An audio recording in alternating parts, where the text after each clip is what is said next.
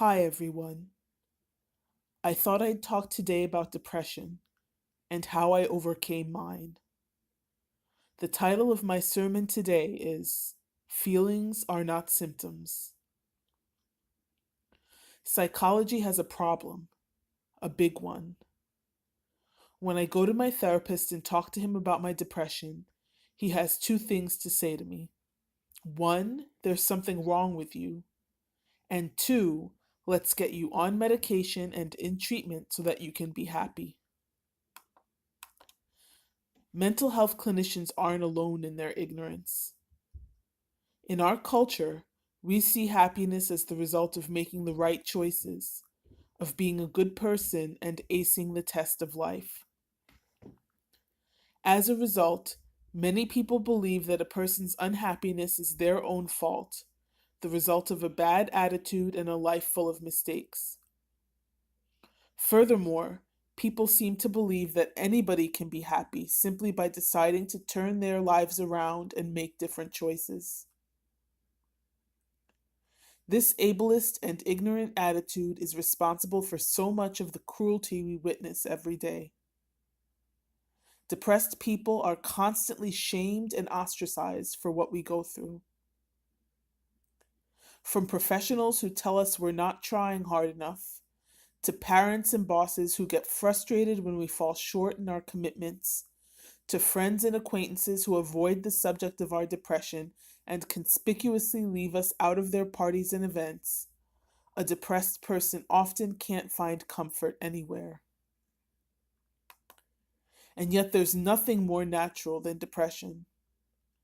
Whether it's the result of life's events or just a person's nature, sadness is a valuable quality and contributes much to our spirits. In fact, misery is a natural, healthy response to much of the tragedy that surrounds us. We live in a world that is sick in many ways, and mourning that fact is an essential part of growing into the joy and peace of mind that eventually result from true understanding of the greater picture. Most people go through a period of major depression. It's an important part of the cycle of life. There's no shortage of things to mourn. The government has declared full-on fascist war against the people. Relationships between men and women, young and old, have been decimated.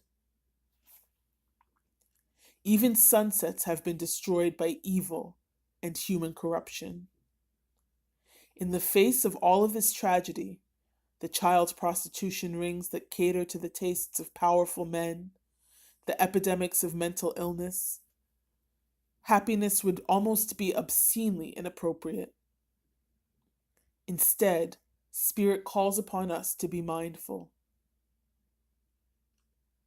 Instead of being carefree, we are called upon to do good, meditate on goodness, and stay conscious.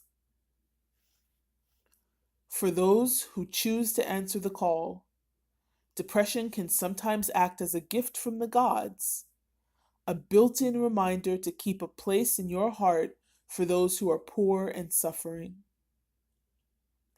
Instead of fighting and cursing your depression, try honoring it. Through journaling, prayer or meditation, making art, activism, and therapy with a trusted professional, explore sadness. Think about the injustices and cruelties of the world and meditate on ways to fight them. The point is not to win the fight. The point is to find your peace. Our ancestors didn't believe that happiness was a right or even a legitimate goal. From the first noble truth of Buddhism to the Christian message of the cross, ancient spiritual faiths all taught about the importance of suffering.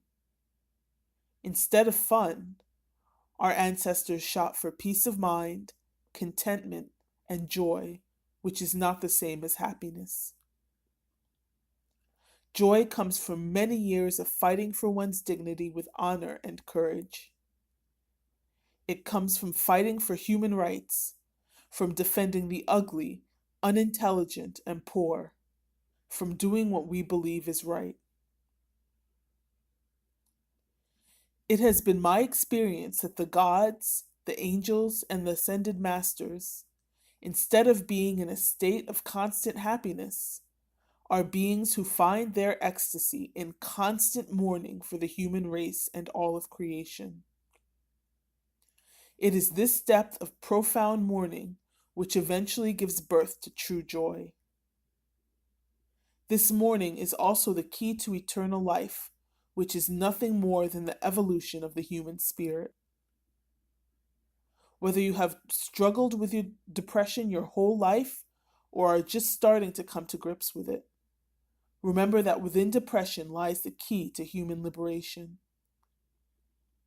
Embrace your sadness and open the door to the potential for true peace of mind.